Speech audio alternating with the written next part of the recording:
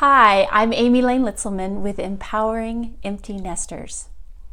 There is a place where I walk several times a week, and to get there, I have to walk up a dirt road. And it's a fairly well-used road. And I have noticed that it totally looks different when you're driving it than when you're walking it. When you're driving, it looks like a pretty flat gravel road. Pretty basic. But when you are walking on the edge of this gravel road, there is this dip that dips down probably 4 inches or so, and is just kind of this narrow little gully on the edge of the road. Now, the reason I have noticed this is because oftentimes when a car is coming, if they stay in their lane and don't really give me any space to walk on the side of the road, I have to step down in that gully. And otherwise, I kind of walk just up on the edge of the road. Well, this had me thinking the other day about how many times in relationship with different people in our life, we are so determined to stay in our path, in our line of thought, or in our plans or our expectations, that we cause those around us to have to kind of step down in this ditch or in a gully or in a place that's a little bit awkward, a little bit frustrating, a little bit harder to walk.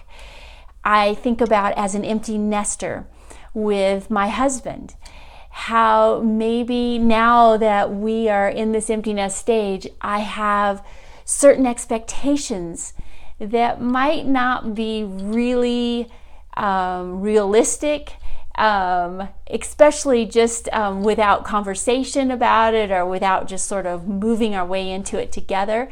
And so I have this path that I'm walking, expecting certain things, kind of being rigid in my plans, and it pushes him into an awkward or frustrating or uncomfortable circumstance that he has to walk through and maneuver.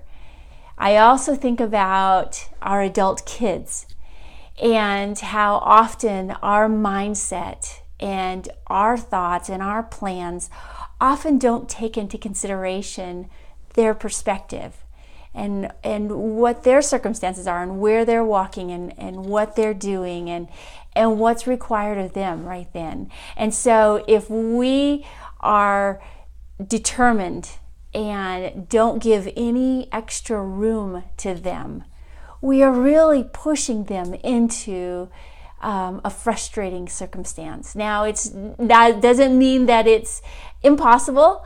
When I walk down that road, most of the time people give me leeway and I can just kind of stay up on the edge where it's easier to walk.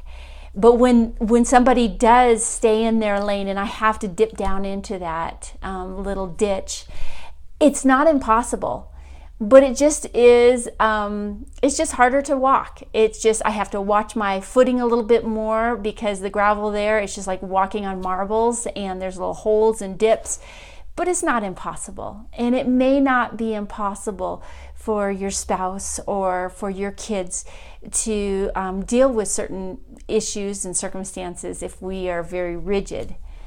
But Ephesians 6:10 encourages us as parents. It says specifically to a father, but I take this very much also as instruction as a mother. It says, do not provoke your children to anger. And I know many times we can, through our words, through our actions, provoke an emotion in our kids that is really not necessary. It's so easy just to give them some space, just to, move around. And I don't know if compromise is the right word exactly, but to give way to the circumstances, to give them room and not provoke them to anger or frustration, but give them space to walk without that extra angst in their day. So just something to think about today as you're relating with the people around you in your life, and especially your family. Give them a little extra space. It's not that hard.